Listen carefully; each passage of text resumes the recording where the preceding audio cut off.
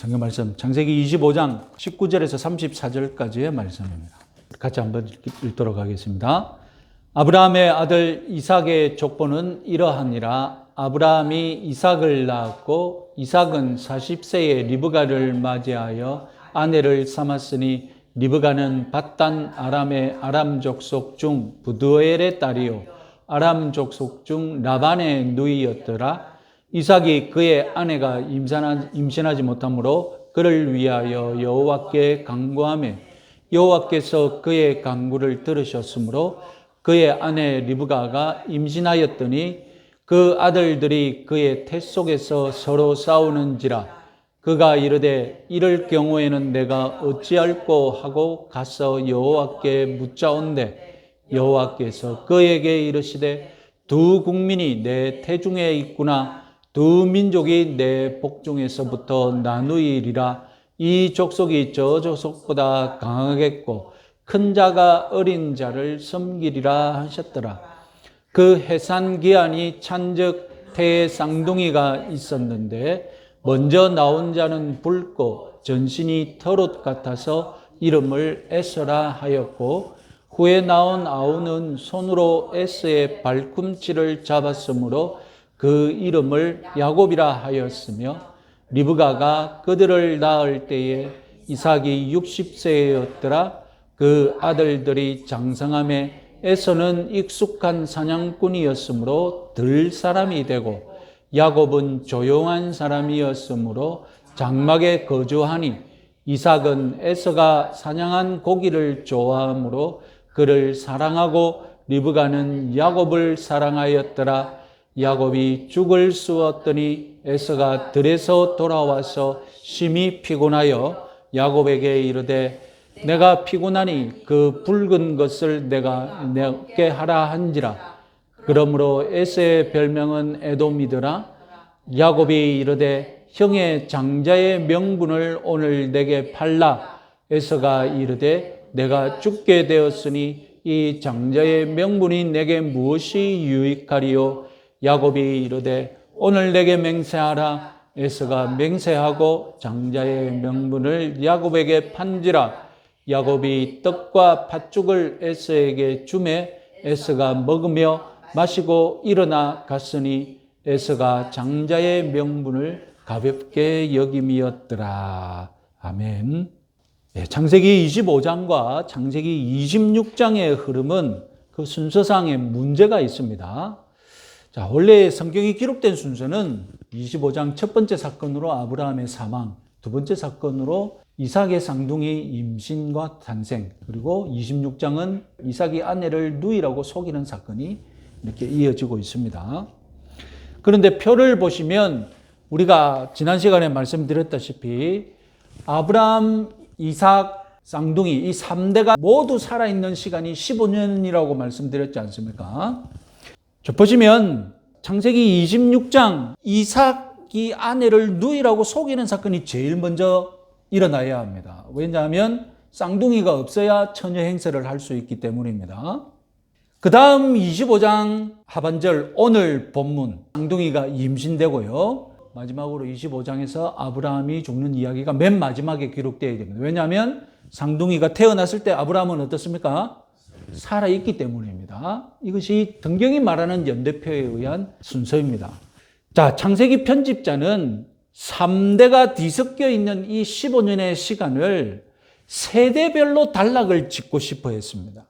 그래서 창세기 25장에서는 제일 먼저 아브라함의 이야기를 싹 모아서 완전히 끝내고 다음에 26장에서는 이삭 이야기를 싹 모아서 서둘러 끝내고 그렇게 했던 겁니다. 그런데 쌍둥이 이야기의 출발만큼은 이제 27장에서 시작해야 되는데 26장도 아니고 25장에 위치시켰습니다. 엄청난 간격이 있는 거죠. 왜 그렇게 했겠습니까? 아마도 독자에게 긴장감과 호기심을 높이려고 쌍둥이가 태어나고 이런 사건이 벌어졌는데 갑자기 흐름을 끊어버리고 이삭 이야기가 나오고 우리가 이삭 이야기를 읽는 동안 어떤 생각을 가질 수 있습니까? 도대체 쌍둥이 이야기를 왜 계속 안 하고 이삭이 갑자기 나오지? 이런 호기심과 궁금증을 유발하는 효과가 있다는 것이죠. 자, 이삭의 쌍둥이 이야기.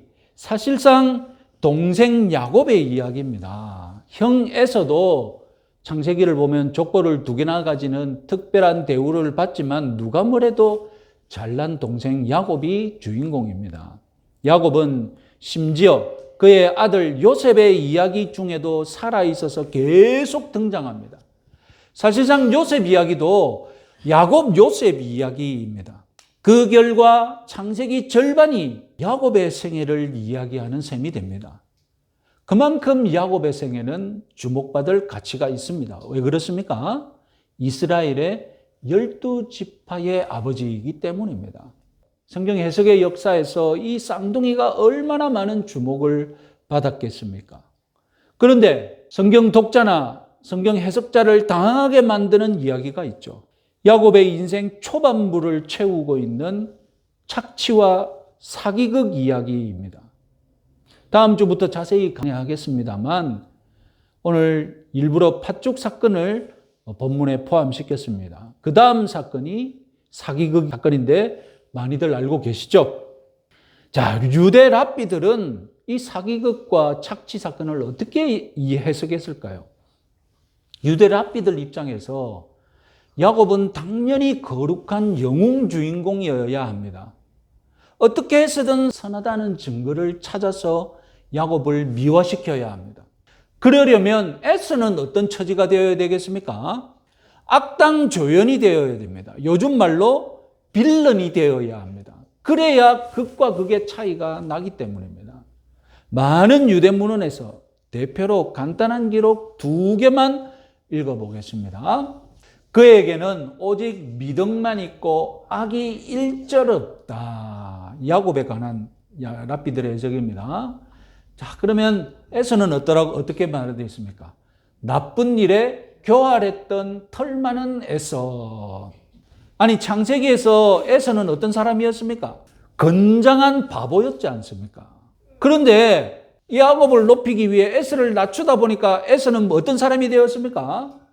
교활한 사람. 머리가 팽팽팽 돌고 막 악을 어떻게 지을까 막 그렇게 고민하고 막 악의 화신으로 더 악화가 되었던 겁니다.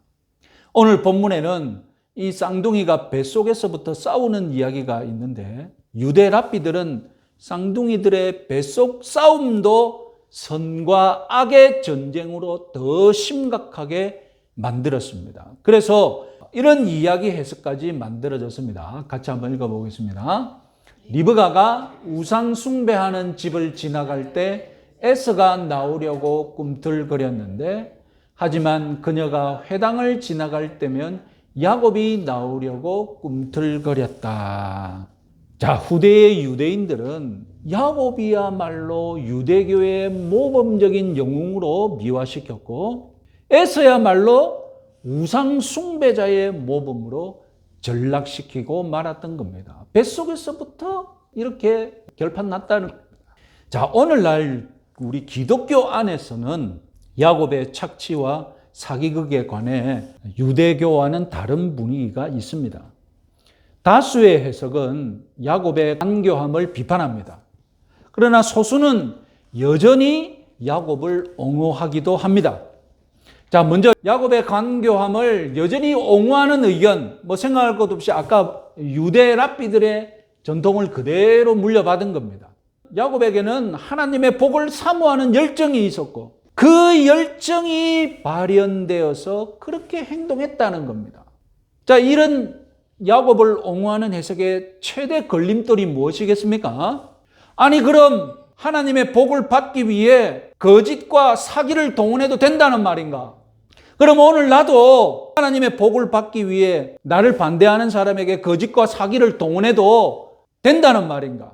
상식을 가진 독자라면 야곱의 착취와 사기술에 반감을 가질 수밖에 없다는 것이 이 해석의 최대 걸림돌입니다. 자, 이런 점에 비해서 야곱의 간교함을 비판하는 기독교 다수의 해석이 설득력이 있죠. 그래, 나쁜 건 나쁘다고 얘기해야지.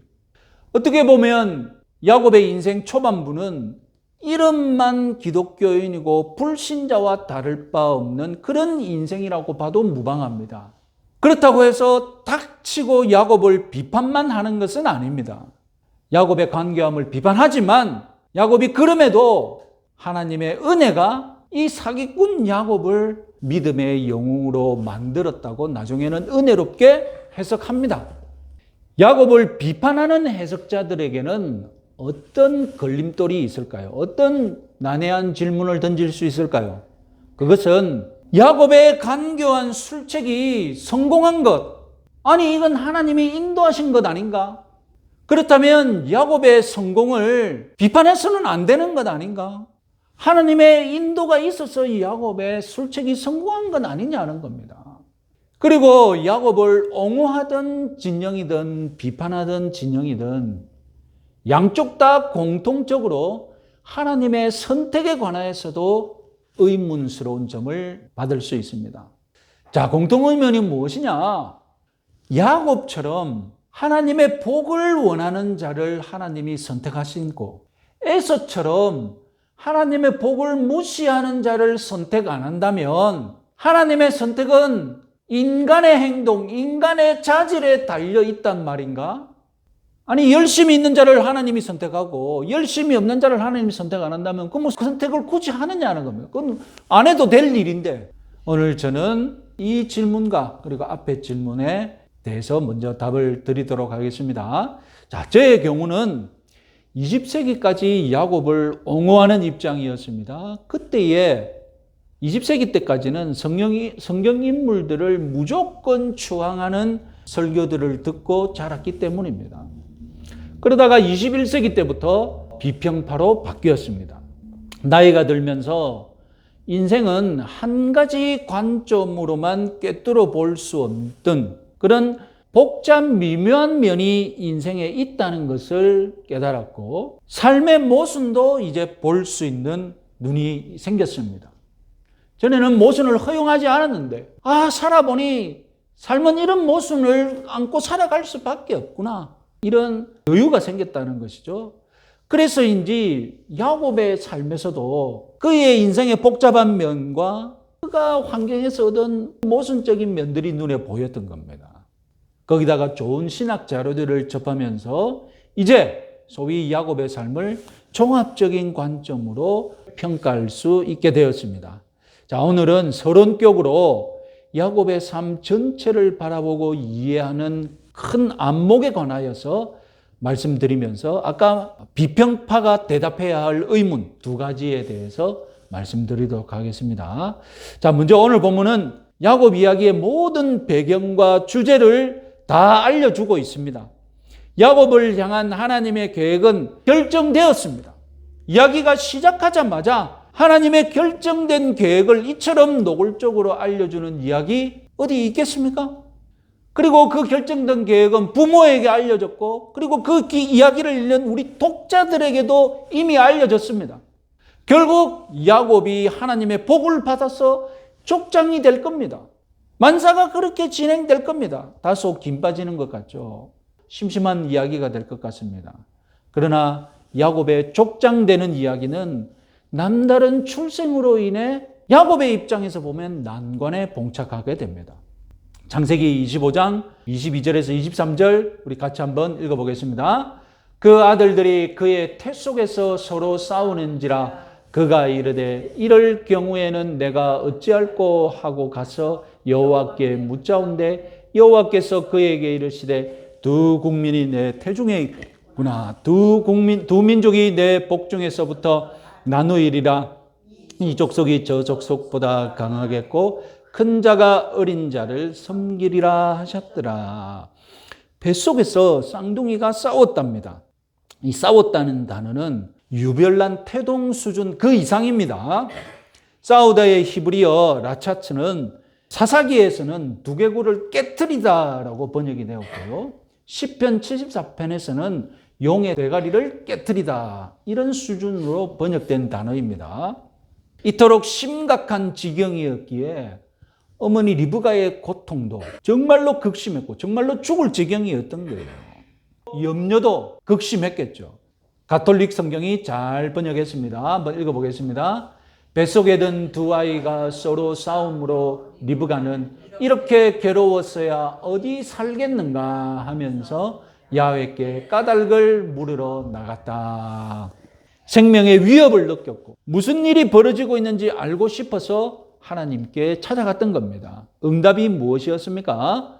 두 국민이 내 태중에 있구나. 두 민족이 내 복중에서부터 나누이리라. 이 족속이 저 족속보다 강했고 큰 자가 어린 자를 섬기리라. 두 가지가 예고되었죠. 첫째, 쌍둥이는 장차 두 국민이 될 것이다. 그러니 뱃속에서부터 한 민족, 한 가족이 아니라 두 민족처럼 나뉘어져서 싸우고 있는 것이다. 둘째, 충격적이게도 형이 동생을 섬길 것이다. 아니, 하나님은 둘째를 첫째로 만드시는 기이한 선택을 하셨다는 것입니다. 그 바람에 지금 쌍둥이의 태동도 심각한 지경이다. 하나님이 이렇게 답변을 해주셨던 겁니다. 자, 이 형제가 왜 격렬하게 싸웠는지 26절 출생 때 밝혀집니다. 자, 같이 한번 읽어볼까요? 후에 나온 아우는 손으로 에서의 발꿈치를 잡았으므로 그 이름을 야곱이라 하였으며, 동생 야곱이 형 에서보다 아마 먼저 나가겠다고 욕심을 부렸던 것 같습니다. 그래서 싸웠던 거예요. 그런데 형은 잘 방어를 했고 형이 먼저 나오는데 성공한 것입니다. 자, 흥미롭게도 야곱을 일방적으로 찬양하는 유대 랍비들은 이 장면을 어떻게 해석했을까요? 야곱을 높이고 에서를 낮추는 해석이 무엇일까요? 유대 랍비들은 원래 뱃속에서 야곱이 첫째였다라고 해석합니다. 그런데 에서가 싸워서 먼저 나오는데 성공했다는 거예요. 야곱이 발꿈치를 잡은 건 무슨 이유입니까? 첫째 자리를 빼앗겼으니 다시 자기가 첫째 자리를 차지하려고 어쩌다 보니 발꿈치를 잡고 나왔다. 이런 식으로 코미디 같은 해석을 한 겁니다. 유대 랍비들의 해석은 좀 코미디 같은 해석도 많습니다. 자, 우리는 상식적으로 동생이 형의 발꿈치를 잡고 놓은 것, 먼저 나가는 형을 끝까지 동생이 잡아보려고 했던 것이죠. 그러면 이거 무익하게 되었습니까? 동생이 실패했습니까? 아닙니다. 그 결과 동생은 형과 동시간대로 세상에 나왔습니다. 그렇잖아요. 발꿈치를 잡고 나왔으니 한 무더기로 나왔지 않습니까? 쌍둥이가 형하고 동생 결정되는 게 뭡니까? 형이 먼저 나오고 인터벌이 있잖아요. 간격이 있잖아요. 두 번째로 나오는 게 동생이 되지 않습니까? 그런데 발꿈치를 잡고 나왔으니 그냥 한 뭉탱이로 나온 거예요. 사실상 동시간대예요. 물론 엄격한 초시계가 있다면 형, 동생 구분이 되겠지만 그 자리에서는 이건 한 몸으로 나온 거예요. 야곱이 성공했습니다.